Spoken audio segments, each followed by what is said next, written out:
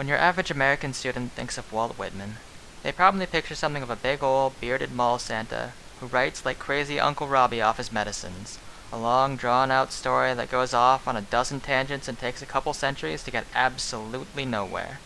Sound about right? Well, it ain't. It is true that Walt Whitman could get a bit wordy, especially in his earlier years, but that doesn't mean his words weren't full of value.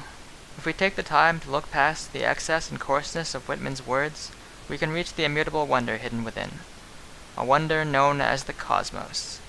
It is my hope that this video will serve as a means of framing for the complex and often contradictory concepts known as Whitman's Kosmos, and inspire your own explorations of Whitman.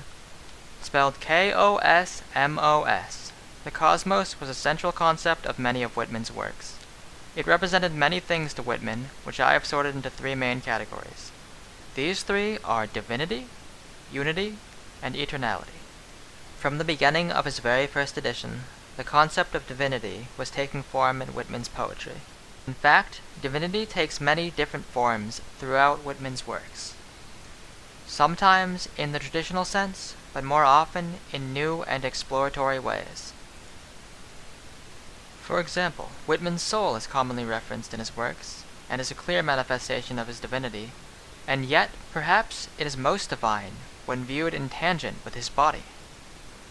It is commonly said that Whitman viewed Leaves of Grass as a new American Bible, and thus meant his poetry to serve as a divine guidance of sorts. But what does that all mean? You can find examples of the cosmos' divinity in poems such as Miracles, To He Whom Was Crucified, Hast Never Come to Thee an Hour, and of course, Song of Myself. The second grouping of cosmos is unity. Alexander Humboldt's 1845 book Kosmos seems to have inspired Whitman's own cosmos. Humboldt spoke of an idea that all things, both on earth and above in the stars, are connected.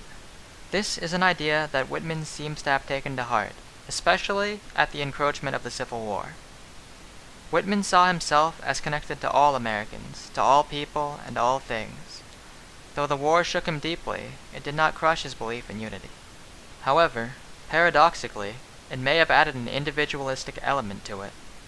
Some of the poems the unity of the cosmos can be found in are I Sing the Body Electric, Salut Amant, I Hear America Singing, The Wound Dresser, and especially in the poems of his Calamus cluster, which first appeared in the 1860 version of Leaves of Grass, just before the Civil War. Third, and finally, is the eternality interpretation. Whitman saw himself as being connected to all people, and that did not end with his death. For as long as people would still read his words or be touched by them in some way, Whitman believed he could be just as close to them as he had been to the people he had crossed paths with in his lifetime. Thus, in the opening pages of Leaves of Grass, Whitman invites you, the reader, to lie together with him on the grass and read. Eternality takes many different forms in Whitman's works. Sometimes it is becoming the earth or shipping out to sea, where at other times it is the writing or the concepts that seem immortal. In addition to Song of Myself, this idea can also be found in Poets to Come, O Living Always, Always Dying, On the Beach at Night, On the Beach at Night Alone, Night on the Prairies, and most famously, Crossing Brooklyn Ferry.